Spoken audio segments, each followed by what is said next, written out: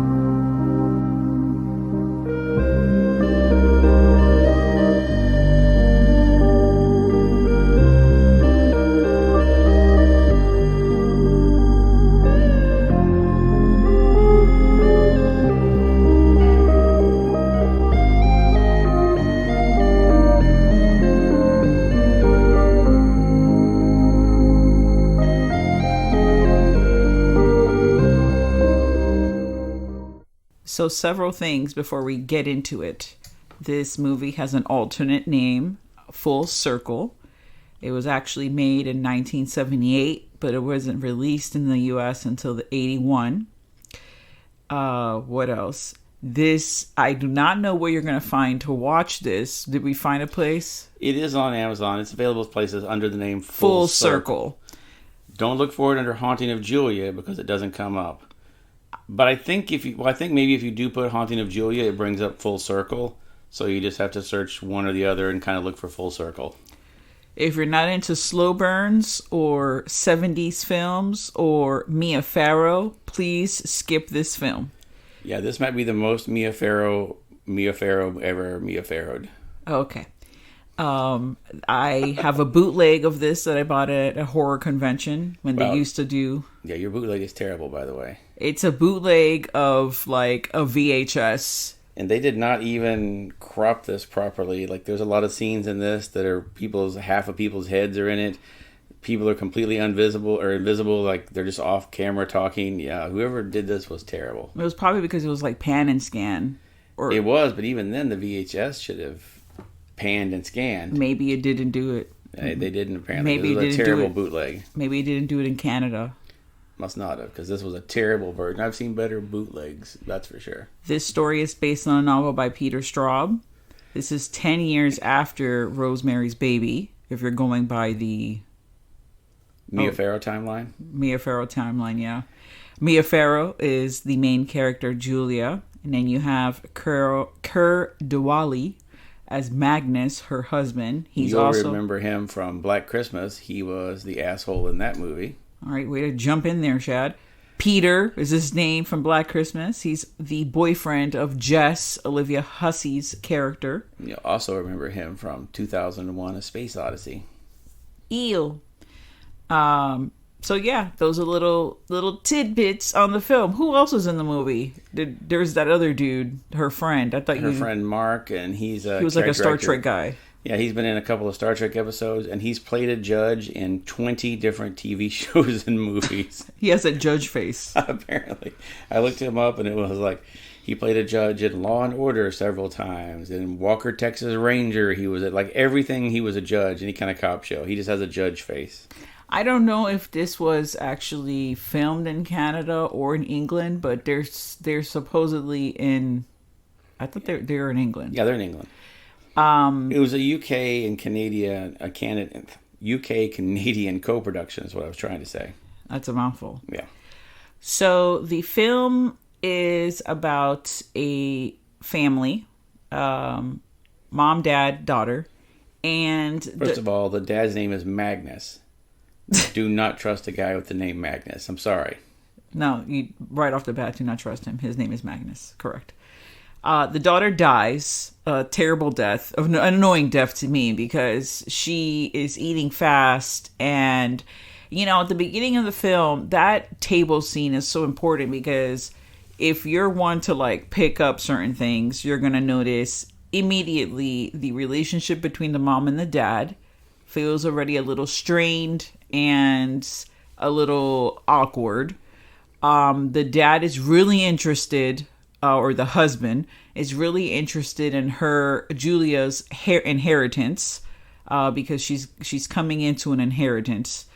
And then the, typical mom, slow down when you're eating, already should give you, oh shit, something bad's gonna happen. And oh shit, it does. The daughter, she chokes on a piece of apple, and the Heimlich maneuver was not invented at this time. That wasn't a thing. We checked it. We looked it up. They tried just punching her on the back a whole bunch of times, shaking her upside down. That was my favorite. Shaking her, period. And then, last resort, because you see that she's, now turning blue and you need to do something. Mia Farrow's character, Julia's like, let me just puncture her in her throat. Now, they don't technically show you that per se. They show her reaching for it and then going. And then the next thing is the ambulance arriving, and she's covered in blood. So she tried to do her own makeshift tracheotomy, and it did not go well because, she's not trained in how to do tracheotomies. Yeah. I should say she has a trust. I said inheritance, but, same thing. So, she's got money coming. He wants it. Back in the 70s, let me clear my throat for this. For those of you that have no knowledge of how life used to be before, the days of today. Women didn't have a lot of rights. They had rights, but there were some things that you could still, especially in some places, like, I don't know, my daughter has died. I am sad. Therefore, my husband's going to ship me to an insane asylum. So this is what happens to Julia. Like you do. She's now in a, mental wellness hospital because she's so depressed and having a hard time mourning her daughter's death and dealing with, what happened. And, now it's time for her husband to pick. Her husband is like, you know what? You're done being sad. You gotta move on. This is done. Can you just come back? I'm hungry. I've been waiting for you to make me dinner. I'm hungry. You need to get back in the kitchen. Basically, it's his demeanor. He doesn't really say that, but it's his demeanor. And he's a terrible husband. Magnus is a fucking asshole. That is just, spoiler alert. Continuing his great boyfriend husband roles from Black Christmas, then he's not a good guy. Yeah, he's like, aren't you over this already? So it's been like 2 weeks. Aren't you over your daughter's death by now? Come on, Jesus Christ. So it was like 2 months, but okay. But still, it's still fresh. And, she performed something that may have ultimately really killed her. She was trying to save her life, but, like we said, she's just a regular housewife. She's not a fucking doctor. She doesn't know what she's doing. Oh, goodness. So while he picks her up from the hospital, this is when she decides, yeah, I'm going to just run away. Like, literally, she runs from him. Well, she waited, to her credit, she waited till his ass signed the paper saying she could come home. And then she was like, peace out. And ran out the door and bought her own house with that inheritance money. I was like, all right, she's had some time to think about things. And she made a plan to get the fuck away. She did, for whatever reason, why she didn't want to be with her husband anymore, besides the fact that he was obviously an asshole. There was probably already issues in the marriage. There's probably blame between the two. Losing a child is very stressful, I could imagine. And you go through some shit. So, she's in the house, and we're going to kind of skip over. She's in the house. Well, let's just say, first of all, too, I love it when these people are like, I'm going to go out and start my life over, and I'm going to buy a new place. Let me not buy a small condo or a small house somewhere. I am going to buy a 3-story townhouse that is just fucking huge. This thing is gigantic. She doesn't even explore the whole thing around there. And the basement is the size of several houses I've lived in. The place is huge. And I love it when the people do that. I'm alone. I need time to recover. Let me not buy a nice, normal-sized house. Let me buy a fucking huge place. The same thing George C. Scott does in The Changeling. Oh, I'm reeling from the loss of my family. Let me buy this gigantic mansion to stay in. Where I'll be all alone just rambling around these gigantic hallways. That won't be depressing as fuck or anything. Okay, I'm going to tell you why. Because it is literally what you do when you're in a ghost story. You never see the person in a ghost story be like, I live in an apartment that has a room. Like, that's very fucking rare. Yeah, there's not a lot of haunted studios, I guess. You wouldn't be able to do much there. The ghosts are just looking at you from the other side of the room.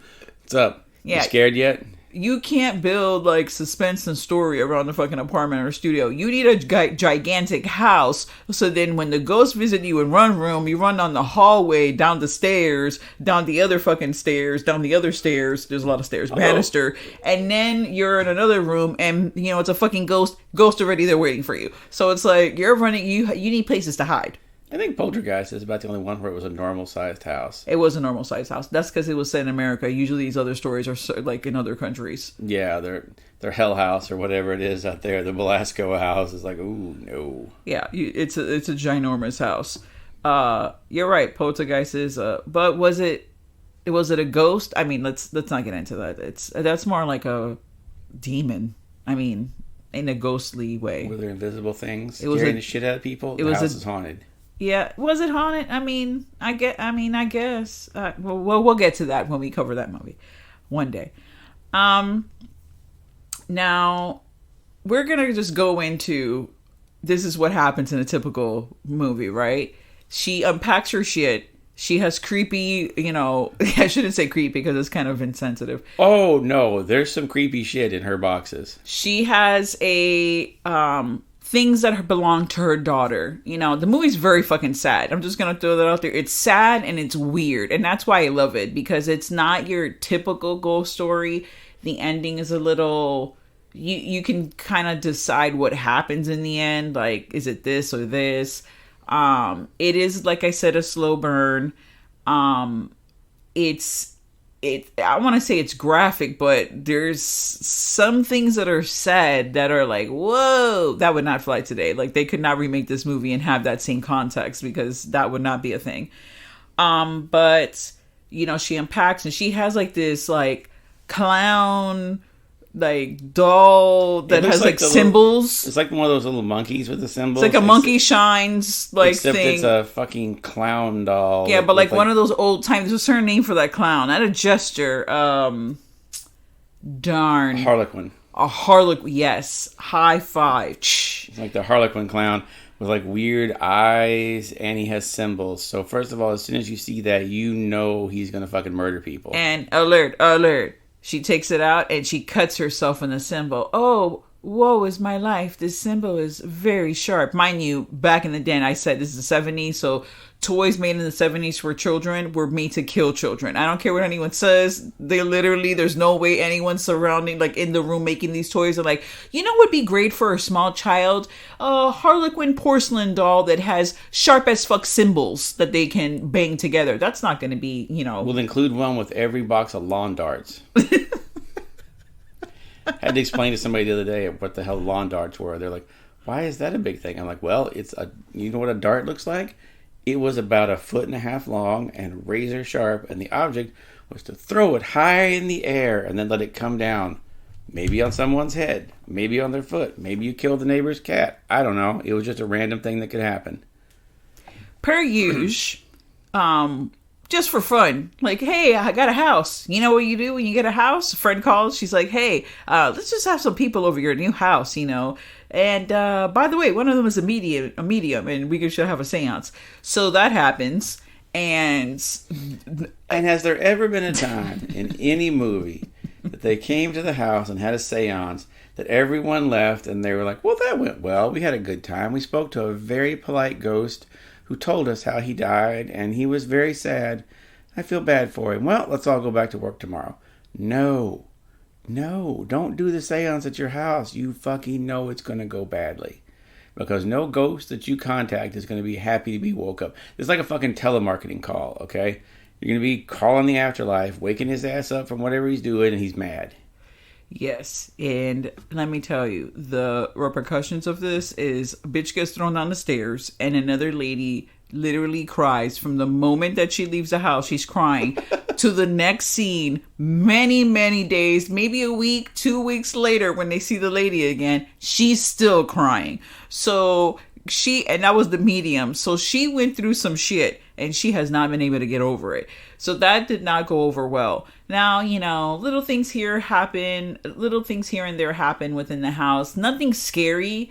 Mia automatically feels a presence, which is why she was like, okay, let's have this, thing. The husband's trying to get back into the house, and there is a point where he's like, hey, the best way to get back in the house is, I don't know, let me get a credit card and bust into the house. See, first thing, this guy would definitely be in jail now, because the first thing he does when the neighbor comes over is like, excuse me, I don't think you need to be trying to break into this house. He just slaps the neighbor around, shoves him down the stairs, and goes, fuck off, old man. Mind your business. He throws him in a bush. Mind you, this old man has balls because he's like a short old man, and he's like, he tells him, this is my wife. Like, I'm her husband. And he's like, well, I don't care about that. You should not be breaking into the house. If it's your wife, then why are you breaking into the house? Yeah. He really stood up for his neighbor, like unlike today, like, people just get murdered and no one knows what happened next door. He gave it a shot, but first of all, even then, that guy should have went immediately home, called 911, or whatever the hell the number is in England, 999, and had said, hey, I just got thrown in the damn bushes by a weirdo next door trying to break into a house. Now, as this movie is mad old, I will tell you that it does not end well for Magnus, and you never see Magnus again. Actually, we never address Magnus and what happens to him. You see what happens, and that's the end. That's where the story ends for him, and we're moving on. Yeah, and I was kind of like, isn't anyone going to take notice of the fact that there might be a decomposing body just at the end of the day, basement stairs? No. They're going to sell the house. The body's still going to be there. No one noticed that. So the next day, the neighbor's wife, the man that got accosted by the husband, Magnus, she comes and she wants to, have a discussion with Mia. Like, hey, there was a dude here said he was your husband. He kind of smacked around my husband. He's fine though. I've always wanted to see the inside of this house, and kind of merges into the house. Mia does invite her. And, this dialogue is fucking classic. The names I love how when she's like, I'll get you some coffee. And she hands the coffee to her, and she just looks at it and goes, milk? Yeah, milk? Like, bitch, what's... How fucking dare you hand me black coffee? Claudia. So is the name of the neighbor, of course, Claudia. If it was going to be Claudia, it was going to be a Karen. So Claudia goes and she decides, I'm going to ask you 9,000 questions. So, what's going on with you and your husband? Oh, we're separated. Oh, yeah. I blame the pill for the rate of divorce. And I was like, what? Okay. So she tells her that's when she actually has a reason to be there. She tells her kind of the history of the house because, she's nosy Claudia neighbor. So she knows all these things. The owners of the house had a daughter, and she died by choking. Wink, wink, wink, wink. So you're like, oh shit. Mia's like, aghast. I live in a house where a child died of choking. My daughter also died of choking. Not a coincidence at all, is it? Now this becomes a mystery film. Because now, it has a lot of genres within it. It's like a ghost story, but it's also like a mystery. She puts on the Sherlock hat, magnifying glass. She goes to investigate. Yeah, she wants to find out exactly what happened to this girl. Yeah, she wants to know everything. And while she goes and investigates, she ends up finding the mom who moved away. Because the little girl died, but then the mom moved the fuck out and was never to seen again. She is German, and she lives in another big old house with her caretaker. And the mother of the child, she finds out that... Well, this was the mother of the child that got murdered. Yes, that got murdered, yes. So she pieces together by this that... There was, the medium told her when she went back to see the medium, this is the second time we see the medium and the medium is crying, that a little boy died. It wasn't a little girl because she thought that she was seeing her daughter's death. Because, you know, when you have a woman crying hysterically and it's a fucking medium, this is what bothers me in the movies. The medium comes over, right? Or the psychic or whatever. She comes over, she sees some shit. This happened in that other movie that we saw, The Kathy's Curse. She sees some shit. She gets so perturbed by what happened, she can't even tell the owner of the house what is occurring. She's like, it was like, Mrs. Dietz, can you tell me what's wrong? What's up with the evil little girl in my house? And the bitch is just like, unconsolable crying, and she doesn't help for shit. Like, she doesn't tell her anything. The only thing she tells her was, it was a little boy. So she goes and finds out that a little boy died in a park that was next to the house. And by finding the mom of that, and that's the German mom, sorry, the mom of the German kid finds out that kid was murdered. And the mom says that who they arrested, which was some like vagrant, was not the murderer, because he was like the nice hobo that like played with the kids. Don't even get me started with that. And well, that was a thing. Yeah, that was a thing. That used to be a thing back in the days before all the hobos were murderers. There were friendly ones. They were friendly. They were friendly hobos. Okay. Yes. There was one with the flowers. Is that the one with the big ass flower? Yeah. Okay. So she goes and she finds out that from the lady, yeah, these kids murdered my son because he was German. And they straight up did terrible things to him, and they mutilated. These English children mutilated and killed my son. And she now finds, she tells her, I know all the kids' names and what they're doing in their lives because I've been keeping a track of them, and they've all had terrible lives. So she gives literally the names and addresses of the surviving children to Mia Farrow, and Mia Farrow goes and starts finding them and like fucking talking to them, asking them, hey, why did you murder them? And they're like, what? We never murdered a child. I mean, except for that one time. The first guy was a freaking bust, right? Didn't tell her shit. Yeah, he's like, look, snitches get stitches. I'm not saying shit to you. Yes. And now Olivia was the name of the little girl that died in the house, the choking. Now she finds the second dude who, when she sees, he's knocking on his door, he's not there, but he comes up behind her because he was at the liquor store. He has 2 bottles of wine. He looks crazed. Like, and he's like, would you like to come in? No, I don't want to come in. I don't know you. This is your house. Once the door is locked, how am I getting out? You obviously have a drinking problem. Like, it's like midday. He's coming back with wine, you know, and he goes, lets her in, and tells her the story of what happened that fine day, and how the little girl Olivia that is the little girl that lived in her house, okay, where Mia Farrow currently lives. This little girl, she had powers on them. She was able to tell the kids to do shit, and the kids would do it. He couldn't explain it, and she was really into animal sacrifice. And she always wanted to kill a human. So she, you know, with her powers, she also made them do sexual things. That's how he learned how to be, you know, how to do sexual things, is by Olivia. And I'm like, what the fuck is going on at this goddamn playground? First of all, where are the parents at? Yeah, this is not a good play. This is like the playground from It. Where they're having the orgy at the end. It's not good. They're having orgies. It's a fucking turtle around. Like, what's going on with the freaking playground? There's crazy shit going on in there. And Olivia made, you know, she made them kill this kid. They like held him down. They beat him the shit up. And then she decides, I'm just going to castrate you. And just mutilated him. Just because she wanted to see if she could do it. Yeah. And she, you know, once Mia Farrow is very, you know, just like in fucking shock. She's shook by this freaking news. She tries to leave.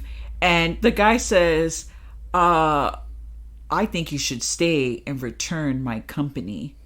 And... No. Yeah, so she would have gotten raped in 5 seconds. I don't even know how she got out of there, because he was a burly dude and she weighs like 75 pounds. You know, that's including her pixie haircut that she still has from the other movie she was in. And I don't know how she did it, but she was able to get away. I like that part of the movie this is why I like the film, is because this story is fucking nuts. Like, what? How did this girl, mind you, they don't show, there's no flashback where they show this, thank goodness. That would have been way too much. Just a descriptive, like, monologue was enough for me.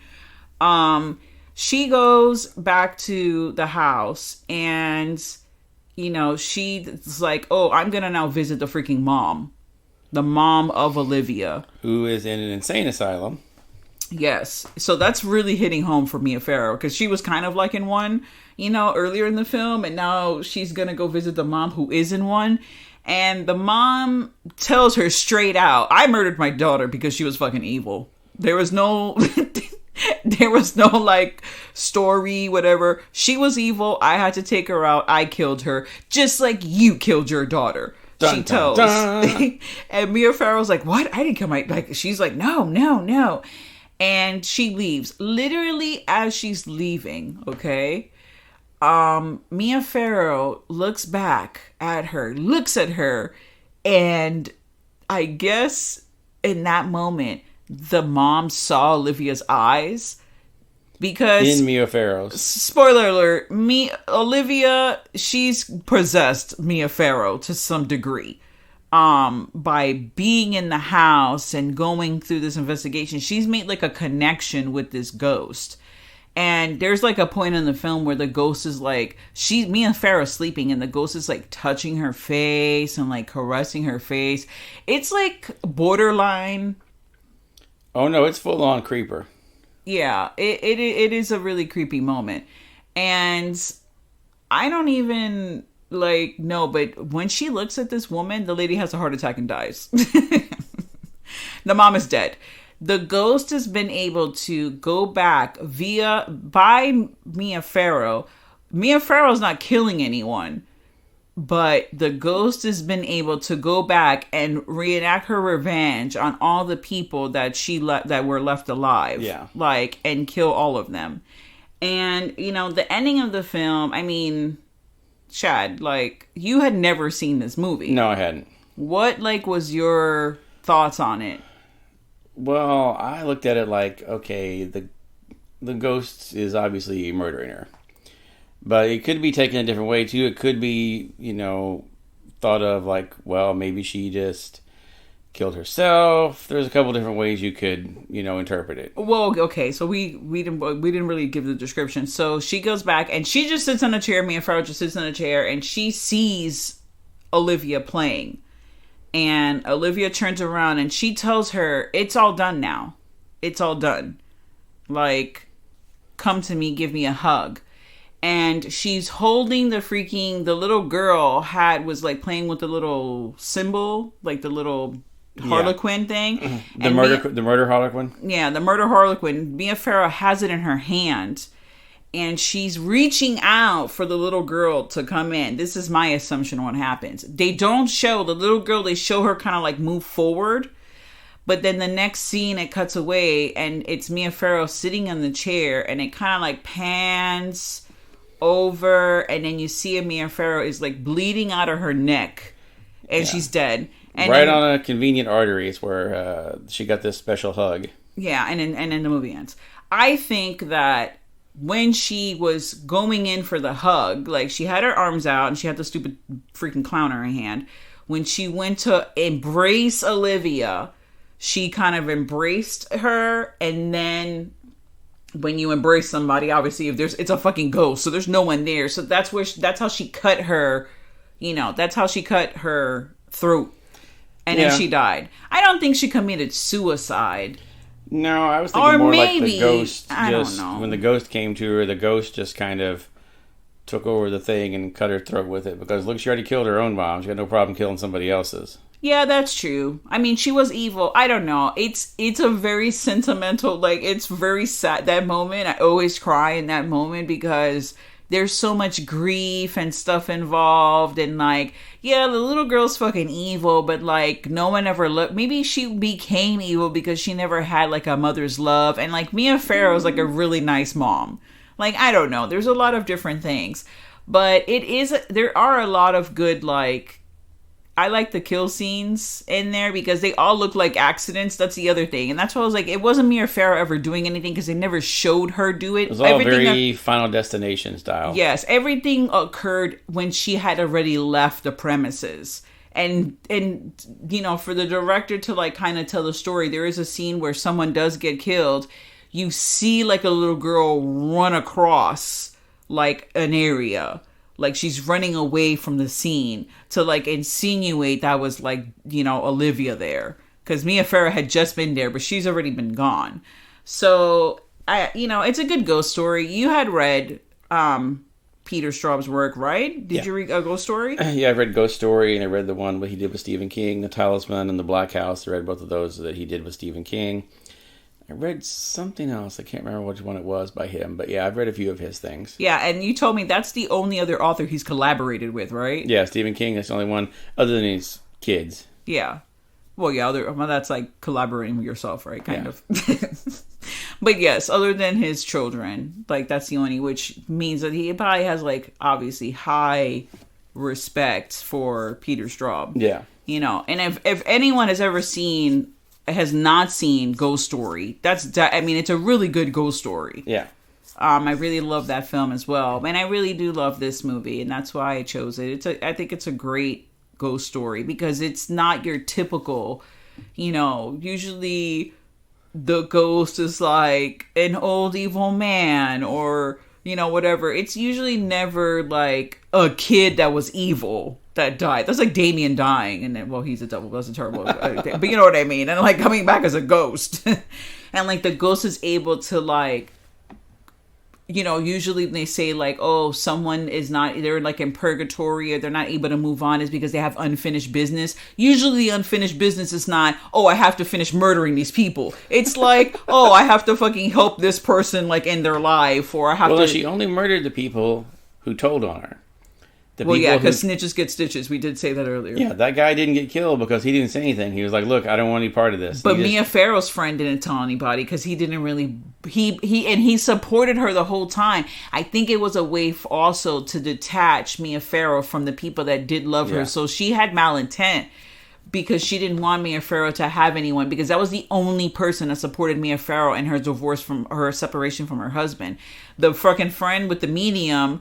She was in cahoots with the husband because the husband is the one that told her, oh yeah, you guys should have a party and you guys should get together. I need you to bring her back to me. So she was a terrible friend. The husband obviously was freaking evil. There was no support. There was only support from her dude, her best friend, who was a guy who, a lot of people would have been like, oh, he had the hots for her. He was just trying to get her to her pants. But he was genuinely nice. Like, he was really nice. And, he didn't have any... I didn't get any like, hey, I'm trying to have like sex with you vibes. No, I didn't either. But yeah, he died, so yeah, but the majority of the people, yeah. Snitches get stitches, definitely. Maybe that's the modern name of this movie. Yeah. Full circle, I guess, because she's able to finish her business, right? Yeah. So, I like The Haunting of Julia, and I like my bootleg cover art. Yeah. This is very bootleggy. And you had told me that people that have read the story say that actually the screenplay is better than the actual ghost story. Yeah, because this was one of his early novels, and they said that he wasn't quite as good as he became later on. That this is actually, the movie actually works a little better. Yeah. Well, you can check this out if you would like to explore a 70s ghost story. On, I was going to say YouTube, on Amazon, under Full Circle. Yeah. Amazon Prime. And thank you so much, guys, for joining me on my birthday month adventure of my love and hates. This concludes my birthday month, and next month is Shad's birthday month, and we're going to be exploring his loves. All the movie. He actually didn't choose any hates. Yeah, I went full love. He went full love for his month. So I'm excited to see what the specific movies you chose, because you have a very I was gonna say strange taste, but it's not strange. It's just it is. You like way more stuff in some aspects than I do. I'm more on the snobbish side, and you're you know. And also, I'm on the kind of illogical side because sometimes some things will bother me in some movies, and then another movie the thing would happen, but there's justification to why I like it. So I guess I just make it suit me. I don't know. But thank you so much for joining us on another episode of Jump Scare. Stay tuned to the horror. And now, folks, it's time to say goodnight. We sincerely appreciate your patronage and hope we've succeeded in bringing you an enjoyable evening of entertainment. Please drive home carefully and come back again soon. Good night.